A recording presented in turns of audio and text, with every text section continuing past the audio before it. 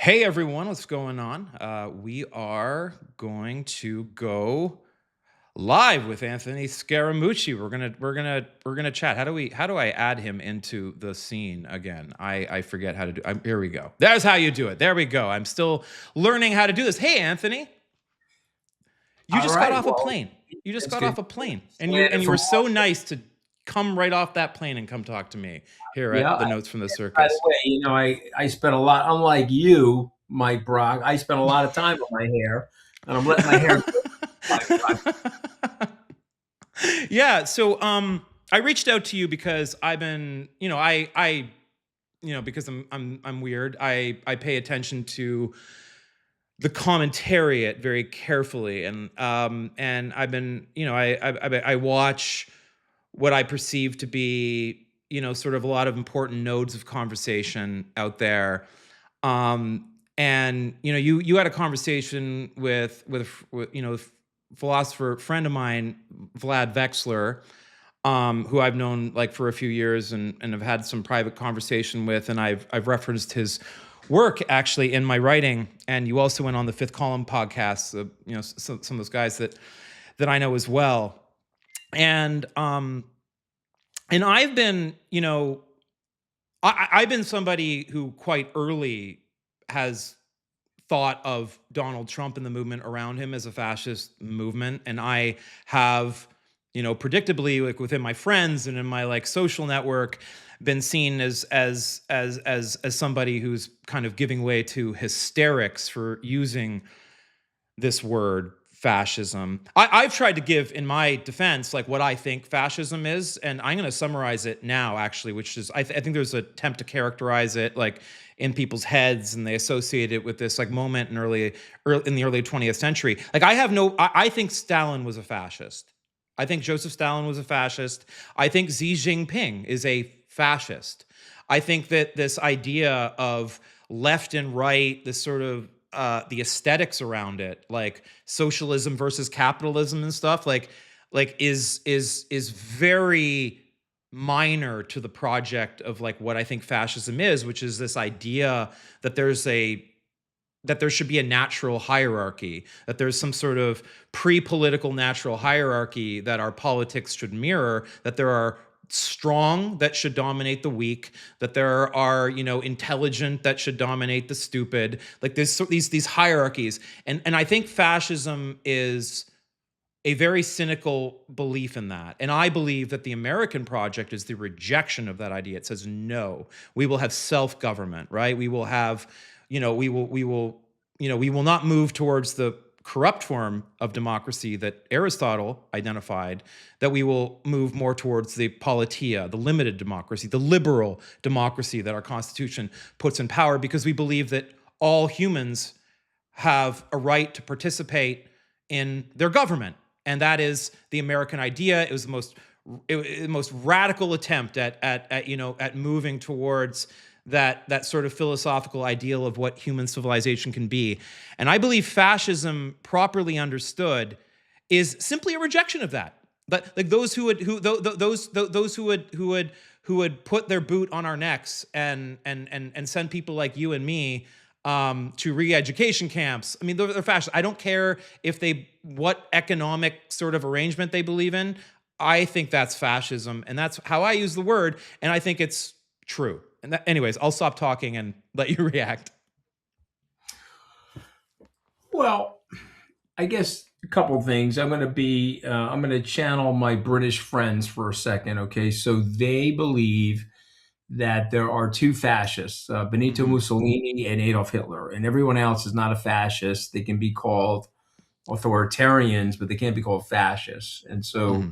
step over line for them, I think, is the extermination that you're referencing. We talked a little bit about before we went live. Like Mm-hmm. you wait, I guess, until the gas is in the chamber and the people are getting incinerated, and then we say Yeah. fascist. But in America, people like you and me see it differently.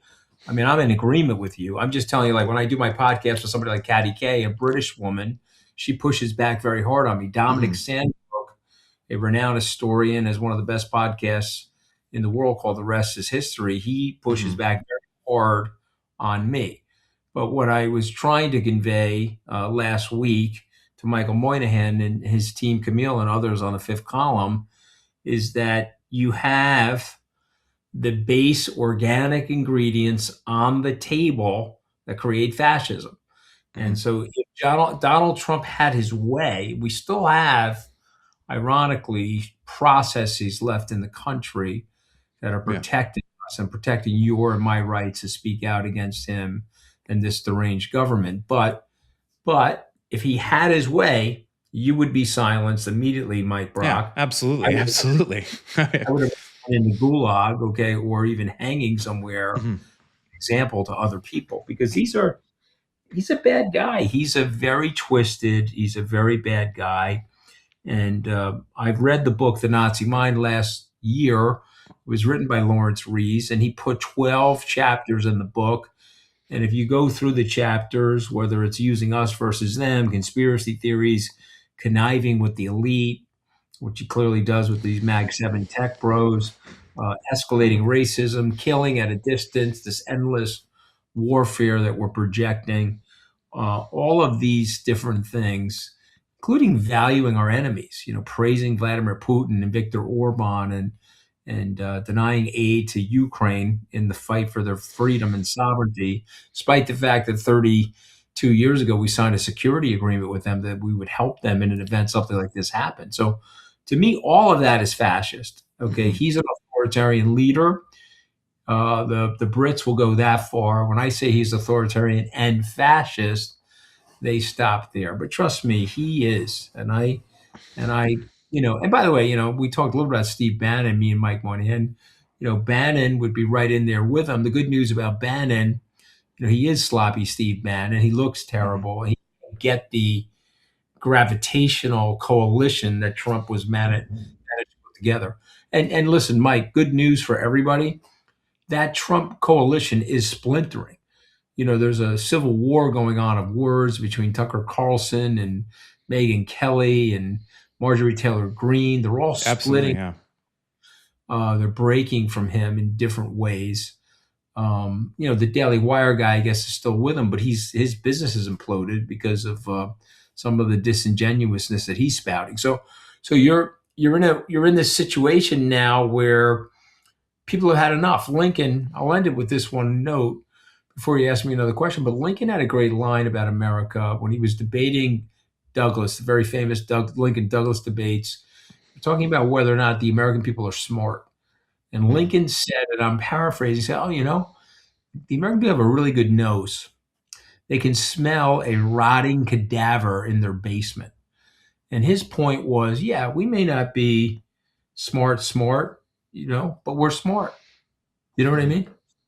Yeah, no, I look, I people are surprised. I mean, people read my writings and they might mistake me for a cynic. I've never been in some ways more optimistic and hopeful for this country because of, quite frankly, like people like you and many others who have stormed into the agora, right, of public debate and have taken responsibility, right, for the shape of the world. And we're seeing so much when these No Kings protests, like seeing all these people peacefully waving the American flag, right? This just the love that people have for this country that that the cynics like to diminish is there, and we're seeing it. and and I agree with you, right, that the coalition is splitting, but I also think this is a very important moment for those of us who have been clear-eyed and have been trying to put careful watch on these people who have very deliberately tried to bring an end to our experiment in democracy. They've tried to do this. I mean, this is a historical crime against our hard fought for and maintained inheritance. The American Revolution and our victories against fascism in the early 20th century. And that here today on the backs of millions and millions of dead in the history of this project, that that have fought for, a more perfect union, to reference the preamble of our Constitution, that we're sitting here today having, I was just in Las Vegas last week arguing at the Bitcoin conference with Curtis Yarvin about like whether or not we should just end it all now and we should just install, a monarchical, CEO dictator king, to replace And he this all. believes that we should, right? Yeah, he does. He does. He's the court philosopher of Mr. Vance and Peter Thiel. Mhm. Like that we're even like having this conversation, that we're inviting this is a serious conversation. This is the political. It's not just a political disagreement that, JD Vance, you know uh, gets an interview with James hasn't in this interview with James Pogue in Vanity Fair in 2022, sorry, 2022, yes, um, basically lays out his belief that Donald Trump should steamroll the Supreme Court and establish himself as a dictator. JD Vance said this, and everyone should. I keep telling people to go back and read this piece in Vanity Fair by James Pogue. It was called "Inside the New Right," where Peter Thiel is placing his biggest bets. And JD Vance, in his own words, like he has the audio recording of this, like laid out a vision for a dictatorial coup. And he is currently the vice president. He likely will become the president at some point if Donald Trump's health fails him. And it has surprised me to no end that the commentariat and the media has not taken seriously that this man has said these things. Yet, like people lost their minds over Kamala Harris talking about you know price gouging at grocery stores as like as this scary authoritarian march from the left, whereas the actual sitting vice president, the guy at the Naval Observatory, has literally dreamt of the idea of a constitutional coup against the American experiment, and this is just not taken seriously by anyone on the right, and honestly, not even on the center left. And this has been something which has confused me to no end in our discourse. Well, I mean, I'm going to say something that may or may not agree with, but this has been a slow motion car crash on both sides. So these two parties have created an oligarchy among themselves. This is a political oligarchy. Forget about the tech oligarchy or the rich people. I want to just talk about the politicians. So after Ross Perot entered the race in 1992 and scared them with a new party, they went on operational lockdown and they made it almost impossible for a third party to exist in the country. And they put in all of these procedures and all of these places to stop that from happening. They then ramped up the gerrymandering. It was one thing to do it in 1816 in Swampscott, where Gary did it, but now we're in a full-on civil war, Mike. We're in a civil war of gerrymandering, and so now the Yeah. court ruled against the Democrats for overly gerrymandering the districts in Virginia. And now the Democrats are criticizing the independent, quote unquote, non elected judges. See, they're talking just like Donald Trump. Hmm. Hmm. And so when you say, oh, we're, the democracy, we don't have a democracy because a democracy, the people would be voting for the politicians. The voters, Mike, they don't get that right. The politicians are picking the voters. Hmm. Okay, the voters are supposed to pick the politicians, but what's going on now with the gerrymandering, it is so bad and it's such an open warfare now that they've really totally and truly corrupted the democracy. So Vance is a separate topic. Certainly don't want a fascist and don't want a dictator here. But these two parties have malpracticed. This political class of people is basically my generation. If you were born 1946 to 1964, the baby boomers, you have failed the country, letter grade F on the country. You overpromise people, you undertax them, you overspent.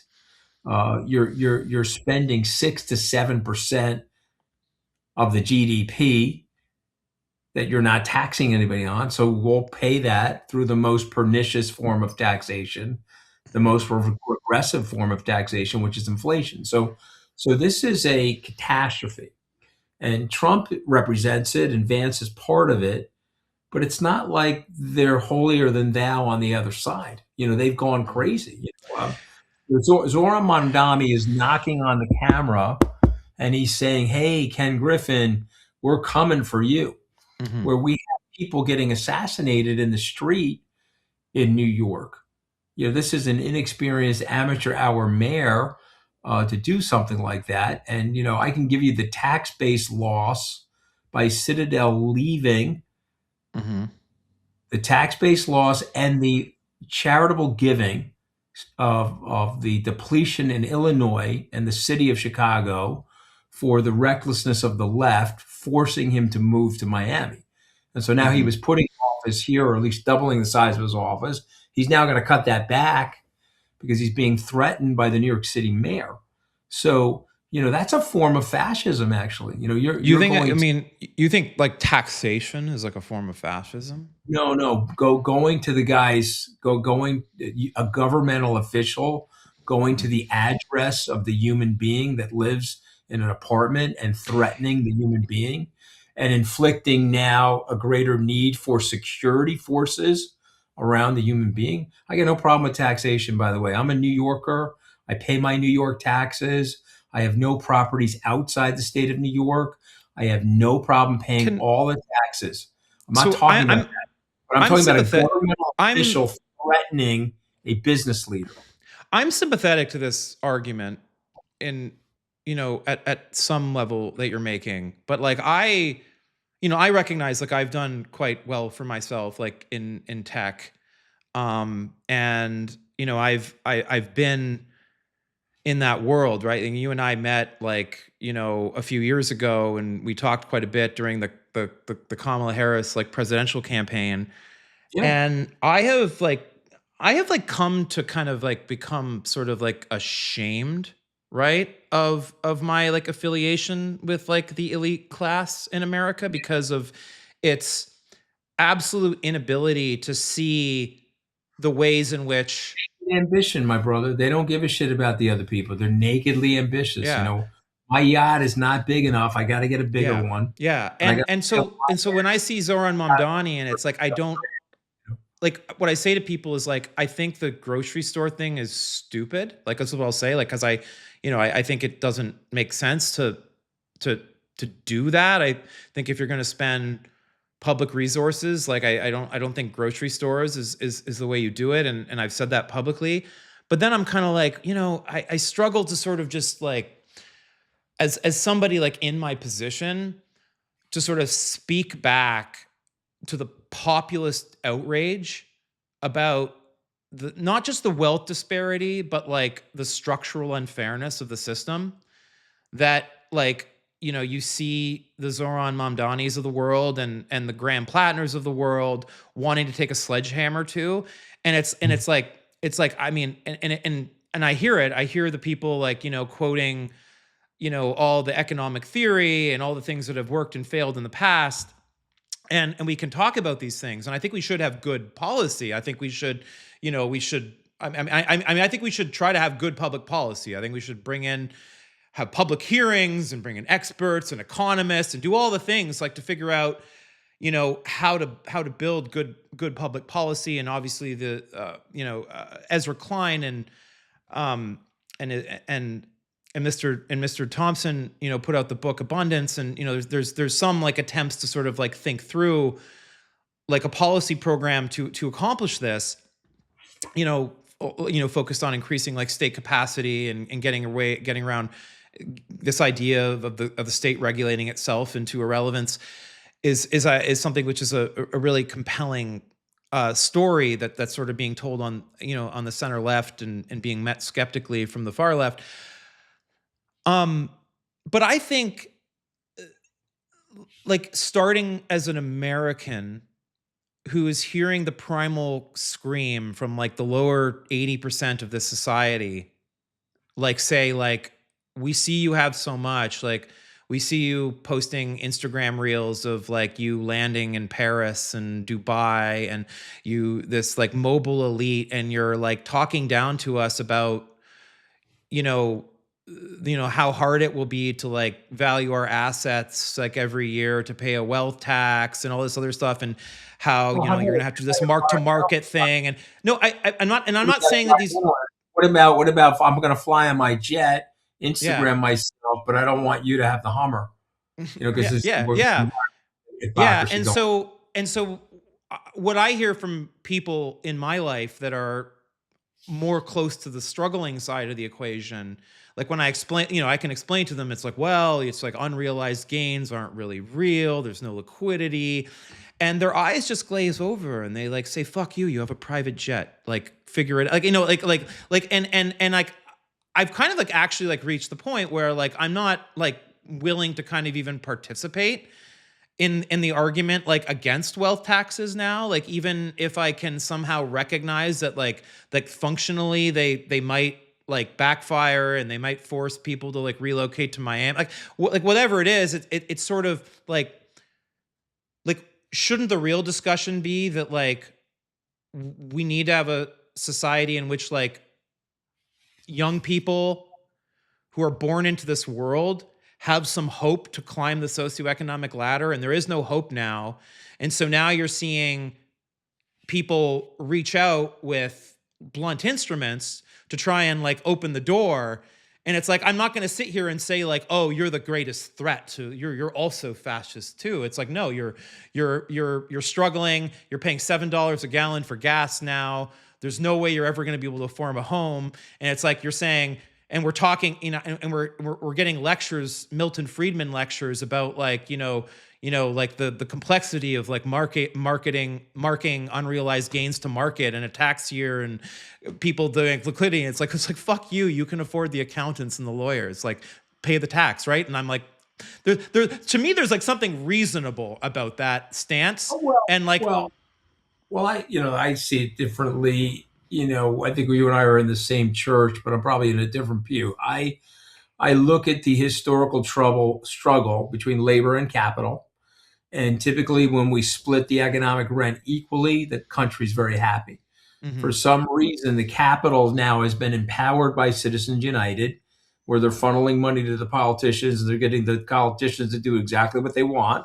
And they've mhm, got corporate tax cuts and legislative agenda for big business, big food, big pharma, all that stuff. And so now they're getting 53, 54% of the profits, and labor's getting 46. And there's now a strain, and there's mhm. an income crisis, and there's an affordability crisis. That has happened before. Yes. Teddy Roosevelt seized the moment. Yeah, the 1890s, right?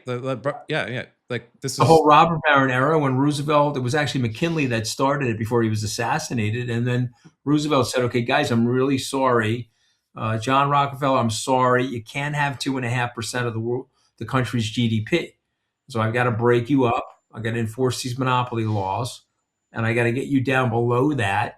And by the way, you got to raise the income standards for your people. And Henry Ford responded to it. He doubled the wages Yes. at the Ruhr plant, and he started getting people into homes and started allowing them to afford the vehicles that they were producing. And so we're there again. We have to knock on the door and remind them. But the Zoran Mondani, the AOC approach, where she's giving out interviews saying that a billionaire, you can't make the money legally and all this sort of stupid nonsense. J.K. Rowling wrote a book that got 100 million people to buy it. She Mhm. made the money legally. Don't talk like an imbecile. Think more like Teddy Roosevelt. Yeah, Recognize, I mean, yeah, so I think there's some you know, interesting distinctions there that are like philosophically like interesting around like how the money is earned, right? I think there's this guy, you probably know him. He's like I'm trying to remember his name. He's like a former trader economist in the UK. He's banging the table for wealth taxes, and he um I think he was on The Rest Is Politics, actually. What's okay. his? I don't know his name, but but he's made some pretty interesting points to I would me have remembered him. Yeah. about like how, and I actually relate to this. So like I've been a very high income individual like most of my life because I was like a good software engineer. So making 300 to $500,000 a year, like in my 20s, was like a thing that like happened. And I was a very like high income individual from like a very young age. And one thing I kind of noticed is that like I was like what like you might describe as like the salaried rich, where I was making a lot of money, but I was also paying more than half of my income in taxes like my entire life. And then there's like Well, the yeah, and then there's like the capital rich. And they just have capital and assets that just like appreciate and compound over time. And they actually don't have to do any new network for that. And so like when you talk about like JK Rowling, it's like, yes, it's like you have this like you put in this like work and there's like this direct sort of like output, like I want to buy your thing, and I get that. But like and then there's just like someone who like, you know, buys a plot of land and like sits on it here in Los Angeles for like 30 years, and for some mhm. reason like they've like, you know 10x their wealth over 10 years just by sitting on that plot of land that's not being used for any economic utility. And you're like, is that the same thing? Is that like should we, when we think about wealth taxation, should we treat these things differently? And we do treat them differently. We actually privilege the landholder and say, no, that's capital, we should tax that much less. And like me, who made a lot of money throughout my life and paid basically 50% plus on all of it. Like I paid like seriously, like I made a lot of money in my life, and my net worth is respectable for my age, but like I paid more than half of everything I ever made to the government because of the way I made it. I didn't make my money through capital. I made my money through income. And so like I look at it and I'm like, I see all these like capital rich people who like make most of their income through asset appreciation. And I feel like even as a wealthy person, it's very unfair. It's very unfair how much taxation I've paid to get to where I am, which is literally like I've literally paid tens of millions of dollars in income taxes, like like in my life. And like the majority of my income has gone to the government, and that's just simply not true for capital rich people. We're like sometimes like 1.52% when you do the calculations per year, maybe max tops they're paying. And so I'm really compelled with that argument that when we start looking at making the tax situation fair, we've traditionally been a company. Traditionally, the reason why we had a really high estate tax in this country was not because of socialism; it was because of a philosophy that we didn't want dynastic wealth in this country, and that was actually a position that both the left and right shared for like over a century, which is why both Republicans and Democrats supported a high estate tax traditionally. And like, starting in the 80s onward with the rise of the neoliberal era, we got rid of that. And because there was this recognition that dynastic wealth in Europe was one of the things that corrupted it. And this was something, and so like, what do you think about that argument, about thinking about the fairness of the taxation through that lens? I'm open to it. I'm open to it. I think you just have to be very careful where if you've got a unrealized gain and now you want the person to market the market, you have to pay the taxes, and so he has to start selling his assets. Somebody like Sergey Brin or Larry Page who has voting stock that they want to still control the company, and they've made an enormous amount of money for people that are their Why do shareholders. we want to let them do that though, as a matter of like corporate governance?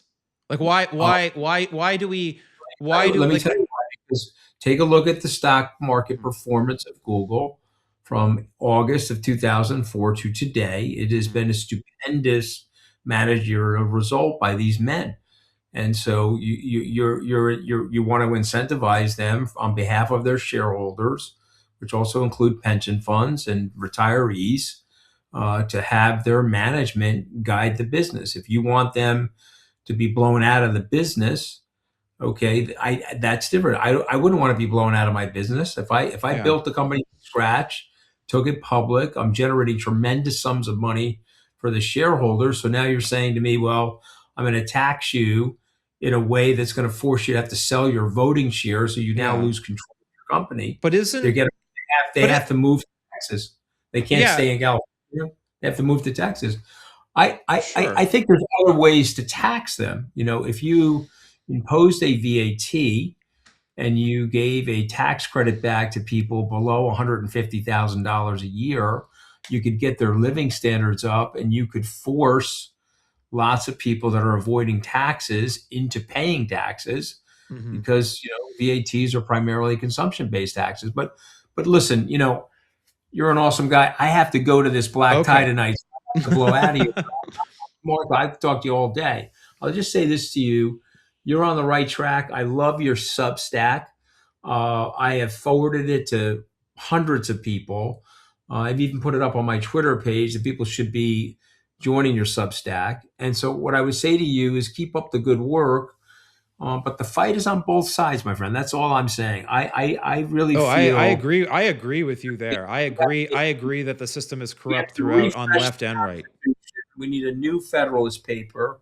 We need to refresh the Constitution, and we have to trust the process. A guy like the guy that you're talking about, the spiritual guru for the monarchy. What's the guy's name? Curtis Jordan. Curtis Yarvin. I mean, they're just not smarter than us. Okay, trust the people and trust the process. And I'll leave you with this one thought before I walk out of here. Cicero said 2,400 years ago, we are slaves to the law. It was actually 2,100 years ago. We are slaves to the law in order to be free. Okay, we have to subordinate ourselves to the law. And when you put people above the law, like an oligarch or a dictator, lots of corruption happens, lots of cronyism happens. And then the man on the street, which is perhaps the way you started, and certainly the way I started, they no longer believe in the dream. And so we And have to I'll we have to make sure that we and reignite that. and I'll leave you with another one. Socrates drank the hemlock instead of fled the city, and proved that the argument survives the man, and so the argument Amen. continues. Thank you for being All part of right. the argument today. Appreciate It's it, great to meet Anthony. you, man. Hopefully we can do this again and get you on my Absolutely, yeah, podcast. this was fun. Yeah, absolutely. Thank you, Thanks, Mike. Anthony. Okay, bye bye.